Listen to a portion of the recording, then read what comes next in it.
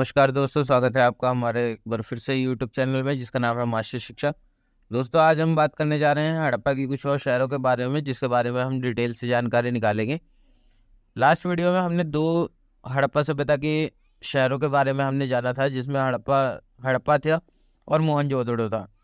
ठीक है दोस्तों, आज हम जानेंगे चौंदड़ो के बारे में। चौंदड़ो की क्या खास विशेषताएं हैं दोस्तों, आज हम जानेंगे चौंदड़ो के बारे में, जिसकी खोज जो हुई थी 1931 में गोपाल मजूमदार ने की थी। गोपाल मजूमदार ने चौंदड़ो की खोज करी। इसके अलावा दोस्तों, ये डायरेक्टली कहाँ पे बसा हुआ है? सिंधु नदी तट पर, सिंधु नदी के तट पर डायरेक्टली बसा हुआ है। इसके अलावा दोस्तों, अगर हम बात करें इसकी कुछ और विशेषताओं की, तो ये एकमात्र ऐसा शहर था जो कि दुर्ग रहित था। दुर्ग रहित एकमात्र ऐसा शहर। इसके अलावा दोस्तों, अगर हम बात करें तो ये एक औद्योगिक शहर था। औद्योगिक शहर था। औद्योगिक शहर हम किन कारणों की वजह से बोल रहे हैं, उन कारणों के बारे में हम बात कर लेते हैं। उनमें कुछ कारण थे। सबसे पहला कारण कि यहाँ से हमें मेकअप की सामग्री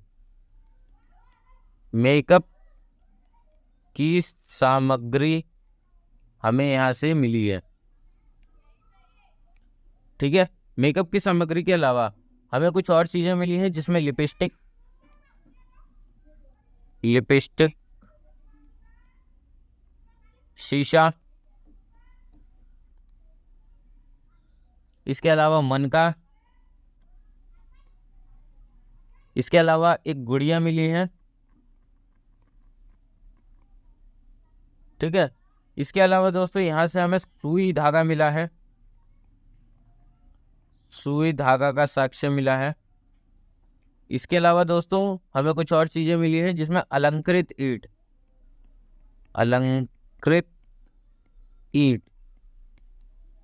इसके अलावा बिल्ली का पीछा करता हुआ कुत्ता। बिल्ली का पीछा करता कुत्ता। बिल्ली का पीछा करता हुआ कुत्ता हमें यहाँ से मिला है। इन सब चीज़ों की वजह से ही हम यह कह सकते हैं कि हड़प्पा का जो ये चौंदड़ो शहर था, ये औद्योगिक शहर था। ठीक है, ठीक है। औद्योगिक शहर से हम डायरेक्टली नाम जान लेंगे, गोपाल मजूमदार। मजदूरी करने वाला जो है वो औद्योगिक कारखानों में ही मिलते हैं मजदूर। ठीक है, तो गोपाल मजूमदार इसके खोज करता थे। इसकी खुदाई उन्होंने करी और 1931 में करी थी। सिंधु नदी के तट पर बसा हुआ शहर है ये, और ये एकमात्र ऐसा शहर है जो कि दुर्ग रहित था। कैसा शहर है दोस्तों? दुर्ग रहित शहर। ठीक है, इसको औद्योगिक शहर बोला जाता है क्योंकि यहाँ से बहुत सारी चीजें मिली है। मेकअप की सामग्री, लिपस्टिक, शीशा, मनका, गुड़िया, सुई धागा, अलंकृत ईंट और बिल्ली का पीछा करता हुआ कुत्ता। इसके बाद दोस्तों हम अगले शहर के बारे में हम जानते हैं कि अगला शहर हमारा क्या था। अगला शहर है हमारा दोस्तों रोपड़। रोपड़ के बारे में हम जानते हैं। रोपड़ क्या था? रोपड़ की खुदाई जो है 1953 में की गई। 1953 में की गई। इसकी खुदाई जो है यज्ञदत्त शर्मा ने करी थी। ठीक है, यज्ञदत्त शर्मा ने 1953 में इसकी खुदाई करी, और ये पंजाब के सतलज नदी के किनारे है। कहाँ पर है? सतलज नदी के किनारे है। कहाँ पर? पंजाब में। ठीक है, पंजाब में सतलज नदी के किनारे स्थित है। और यहाँ पे एक चीज हमें मिली है, मानव के साथ साथ उसके पालतू जानवरों का अवशेष। मानव प्लस उसके पालतू जानवरों को साथ में दफनाया गया है।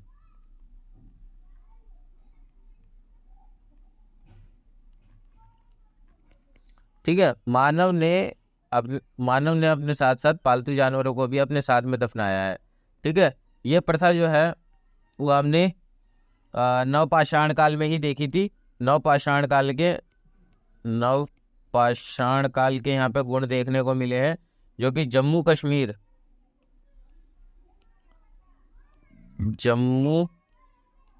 कश्मीर किए बुर्ज होम से। कहाँ से? बुर्ज होम से।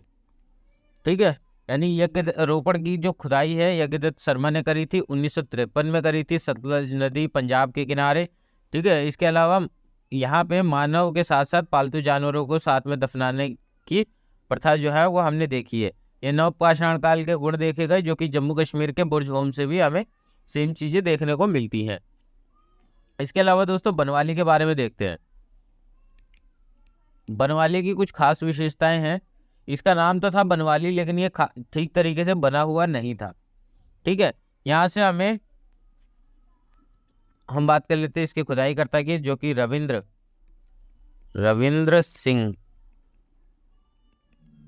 सिंह ने इसकी खुदाई करी। ठीक है, हरियाणा में स्थित है। कहाँ पर? रंगोई नदी के किनारे। रंगोई नदी के किनारे स्थित है।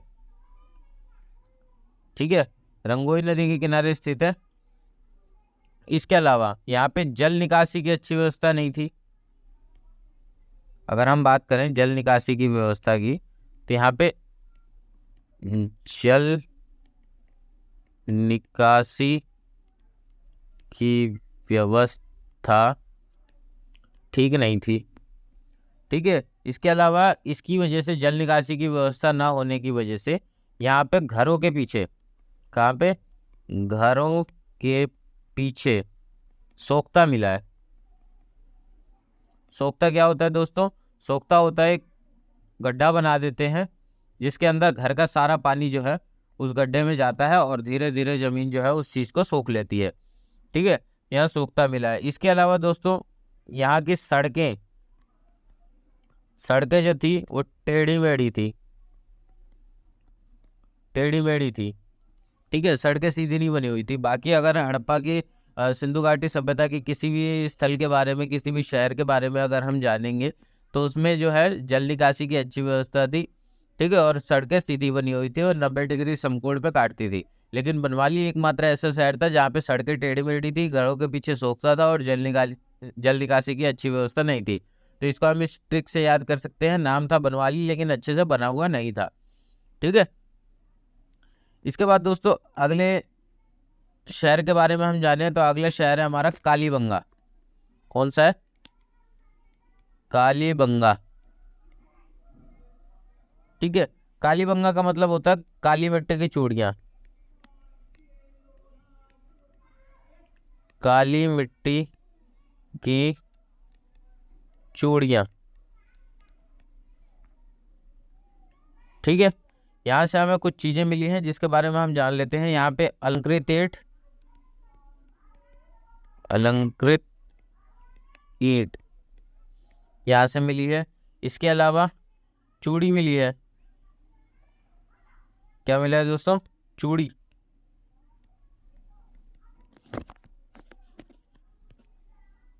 इसके अलावा यहाँ से जुता हुआ खेत मिला है।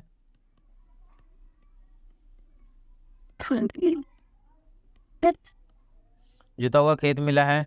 यहाँ से हल के अवशेष देखने को मिले हैं हमें। ठीक है, इसके अलावा हवन कुंड मिला है। हवन कुंड मिला है, और ये राजस्थान के कहाँ पे है? राजस्थान में स्थित है, सरस्वती या घग्गर नदी के किनारे। घग्गर नदी। ठीक है, घग्गर नदी के किनारे ये स्थित है। इसमें 5 चीजें मिली है। इसमें काली मिट्टी की चूड़ियां, इसका कालीबंगा का नाम है। अलंकृत ईंट मिला है, यहाँ से चूड़ी मिली है, जुता हुआ खेत मिला है, हल मिला है और हवन कुंड मिले हैं। ठीक है, आसानी से याद हो जाएंगे। नेक्स्ट क्लास में इसके और शहरों के बारे में चर्चा करते हैं दोस्तों। जब तक के लिए धन्यवाद। अगर ये वीडियो पसंद आई है तो कृपया इस वीडियो को लाइक, शेयर और सब्सक्राइब करना ना भूलें। धन्यवाद।